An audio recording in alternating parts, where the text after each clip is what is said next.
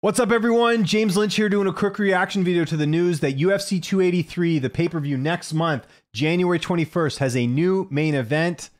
And that main event is Glover Teixeira and Jamahal Hill for the vacant light heavyweight title. Now, hopefully you've watched UFC 282 tonight to understand why this is happening. But Dana White announcing at the press conference after UFC 282 that Glover Teixeira and Jamahal Hill will be fighting for the title. This totally came out of left field. And to give the context, if you have watched UFC 282 or if you haven't, the fight ended in a draw between Jan Blachowicz and Magomed Ankalaev. So the title is still vacant, and they needed a big fight for UFC 283. I think, you know, a lot of people kind of looking at the pay-per-view, groaning a bit at the fourth fight between Brandon Moreno and Glover and Brandon Moreno and Davis Figueiredo, which is going to be a good fight, but it's just we've seen this fight 3 times already. And I don't really know if they sort of carry that star power here. So, you know, they wanted to have Glover on the card. Of course, Glover was supposed to fight Yuri Prochazka tonight at UFC 282. And obviously Yuri's out of the fight, and Glover did not want to fight Magomed Ankalaev on short notice. So they made this fight with him and Jamahal Hill. And I guess Anthony Smith is just cool with this, or maybe he's injured. I'm not entirely sure, because that's who Hill was supposed to fight. You can see here at UFC Fight Night on March 11th. So that needs a new main event.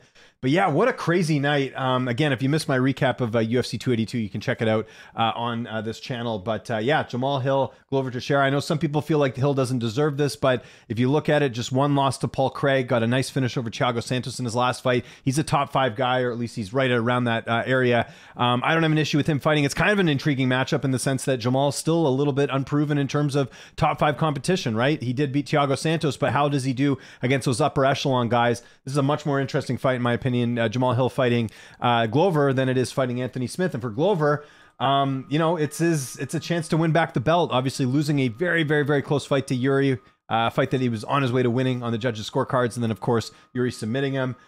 He's supposed to get the rematch tonight. Does not end up happening here.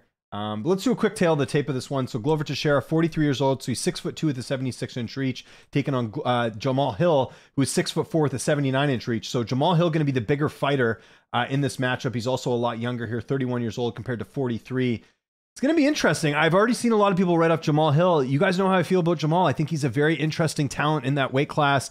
He's got some interesting striking, some dynamic striking. He moves very quickly.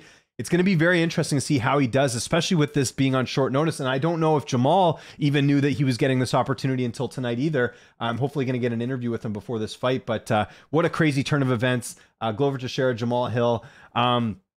Also, one other thing I'll add is, you know, some people are like, why is Magomed Ankalaev not getting the fight with Glover? It could be partially due to the fact that Ankalaev is also, you know, dealing with some injuries. He was injured tonight. It looked like his legs were hurting him. So I don't know how long that's going to keep him out. Maybe he's not ready. Again, Jan, I think people felt like he probably didn't win that fight. It was a draw, so obviously Jan's not going to be in the equation. I don't think anyone wants to see the Jan and Glover rematch right now either.